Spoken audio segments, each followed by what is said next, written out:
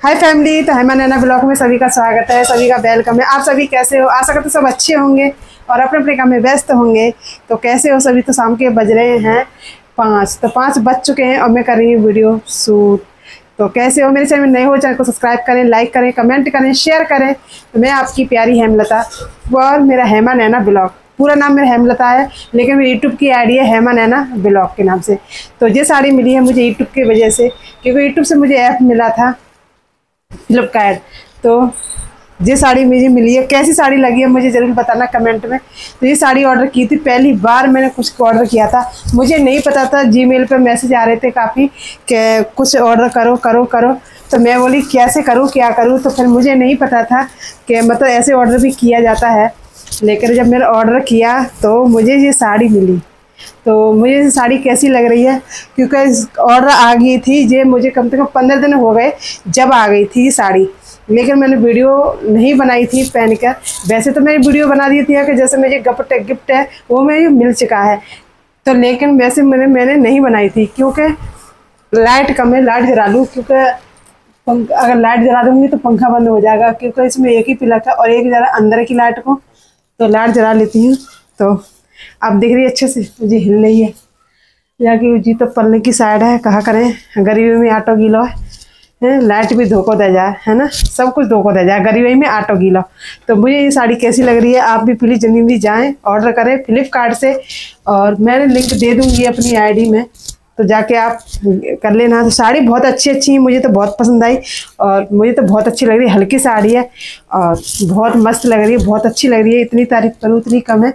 और गर्मियों में तो भारी साड़ी तो नहीं पहनी जाती, हल्की साड़ी पहनी जाती है। क्योंकि पहले की जो थी मेरे पास साड़ी बहुत ज़्यादा पड़ी है, क्योंकि पहली जरी की स्टोन की कढ़ाई होती थी सर्दी। और ये साड़ी मैंने पैर रखी है, मुझे बिल्कुल भी पता नहीं चल रहा कि मैंने साड़ी पहनी है कि नहीं पहनी।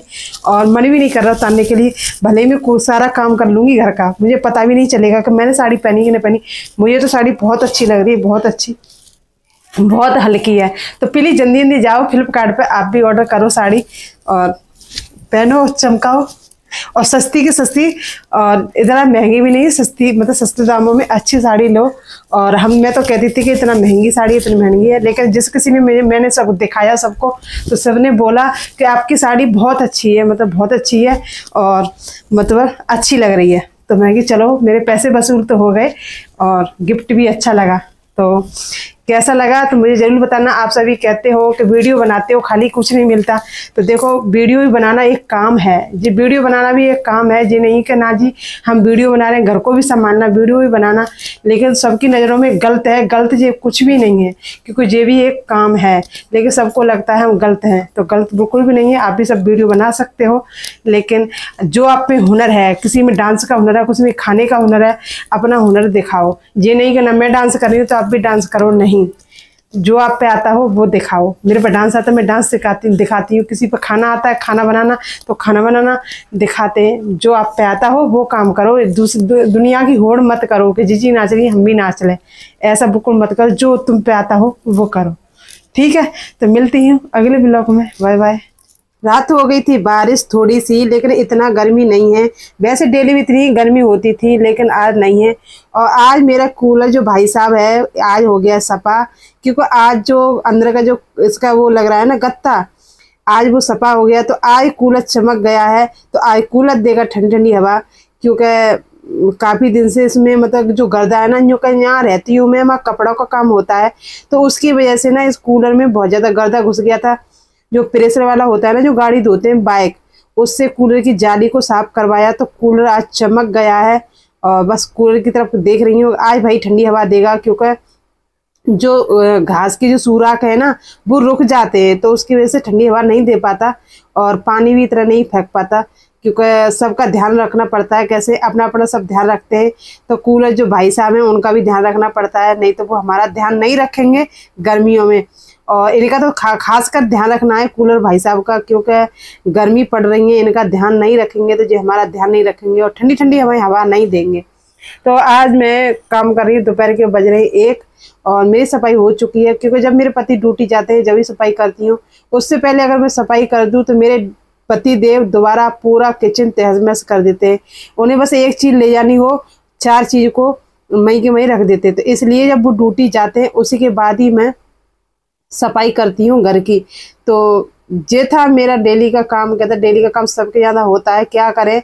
हमारे का तो किचनी, पार्क है, रूम ही, स्विमिंग पूल है, सब हमारे लिए किचन और रूम ही है, उससे सिवा और कुछ भी नहीं है। बस 4 चक्कर सवेरे kitchen room kitchen room kitchen room लगाते रहो, बाकी तो और कोई काम नहीं हमारे पास। क्योंकि खाना पीना और हंगना सोना खाना, बस यही काम है हमारे, और काम कोई भी नहीं है।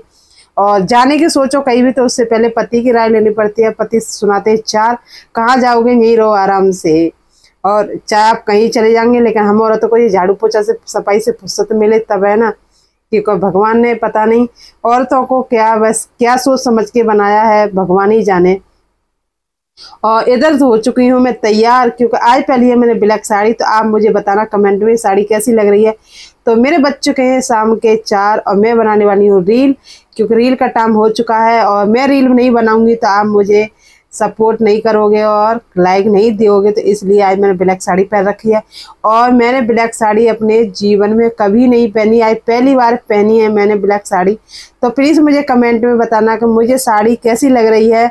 आज मैंने फर्स्ट बार पहनी है कार साड़ी। तो रील मेरी बन चुकी है और मैं कर रही हूँ साड़ी की तैयारी।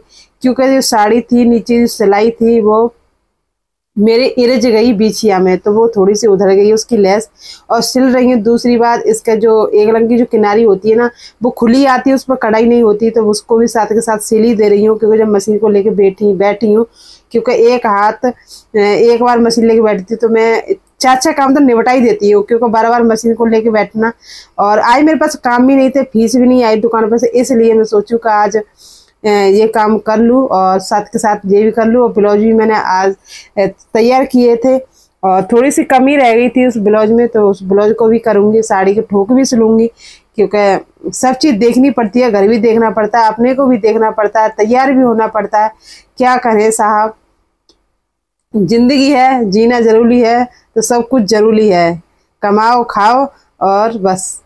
तो इसलिए अपने लिए थोड़ा सा टाइम निकालें। मैं तो सभी से बोलूँगी, सभी बहनों से बोलूँगी कि अपने लिए थोड़ा सा टाइम निकाला करें। क्योंकि जीवन जैसे आए हो जैसे ही चले जाएंगे। क्योंकि देखो खाना कमाना तो डेली का लगा रहेगा। दूसरी बात, और बच्चे को अच्छी शिक्षा दें, और बैंक बैलेंस तो सब देते हैं, लेकिन अच्छी शिक्षा और अच्छे जो विचार, अच्छी बातें, कैसे बोलना है, कैसे क्या करना है, जो कोई नहीं देता।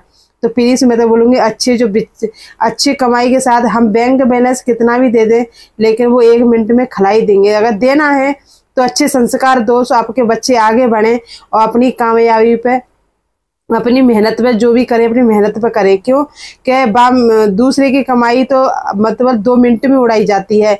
जब खुद हम कमाने लगते हैं ना, तब पता लगता है कि पैसे की अहमियत क्या है। आप मेरी बात को समझ रहे हैं। अगर मेरी बात को आपको अच्छी लगी हो तो प्लीज़ कमेंट में ज़रूर मुझे बताना कि सही लगे। क्योंकि जब तक कोई भी सही, हम ही सही ना, जब तक मेहनत नहीं करेंगे तो हमको पैसा की वैल्यू समझ नहीं आएगी। और हम मेहनत करने लगेंगे तो हमें पैसा की वैल्यू समझ आएगी कि हाँ पैसा कितना कीमती है, कितना मेहनत से कमता है, और कैसे खर्च करें, कहाँ खर्च करें। तो मैं तो यही सभी बोलूँगी कि आप बैंक बैलेंस ना दिया करें। और हम पूरी ज़िंदगी अपने बच्चों के लिए कि जोड़े, ये जोड़े वो जोड़े, तो प्लीज़ इतना ना जोड़ें। बस उन्हें पढ़ा लिखा के ऐसे काबिल कर दो कि वो किसी के आगे हाथ ना फैलाएं और अपने पैरों पर मजबूत से खड़े हो जाएं। बस यही आपकी जिम्मेदारी है। और भले ही हम कितना भी उनका हीरा जेवरात कुछ भी कर दें, लेकिन अगर बेटा लायक होगा तो खुद कमा लेगा, और ना लायक होगा आप कितना भी जोड़ दो 1 मिनट में बर्बाद कर देगा। अगर मेरी बात सही लगी हो तो प्लीज़ कमेंट ज़रूर करना। क्योंकि आप बात करोड़ों की है, आपके समझ आ जाए तो, और नहीं तो कुछ भी नहीं है। समझने वाले को तो बात बहुत बड़ी है। खास मेरी माँ और मेरे पिताजी यही बोला करते थे कि अगर बेटा कोई अच्छे संस्कार दे दो और लायक बना दो तो किसी की ज़रूरत नहीं पड़ेगी। और ऐसे मेरे भाई हैं, मेरे भाई ने खुद कमाते हैं, खुद अपने पैसों से शौक मौज करते हैं, किसी की ये नहीं कि ना जी को उसके बलबूते इसके बलबूते। तो ये चीज़ मुझे बहुत अच्छी लगी। जो भी करना अपने पैसों से करना, अपनी कमाई से करना, किसी के भरोसे नहीं। और यही मेरे विचार है। तो मैं भी अपने बच्चों को यही विचार देना चाहूँगी कि किसी का 1 रुपया लेना भी गुनाह है, और जो भी करो अपनी कमाई से करो, अपनी मेहनत से करो। दूसरा का पैसा मट्टी के बराबर है, अपना पैसा पैसा है, दूसरे का पैसा मट्टी के बराबर है।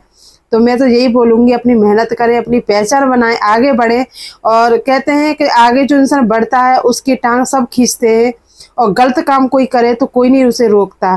तो मैं तो यही बोलूँगी, गलत काम ना करें, अपने बच्चों को खुद रोकें, अच्छे संस्कार दें, सभी फैमिली वाले हैं, और अच्छे अच्छे संस्कार दें, अच्छे काम करें, क्योंकि आगे बढ़ते रहें। ताकि क्योंकि आज की दुनिया में कहते हैं कि जो अच्छा खाएगा, अच्छा पिएगा, उसे देख के मतलब कोई खुश नहीं रहेगा।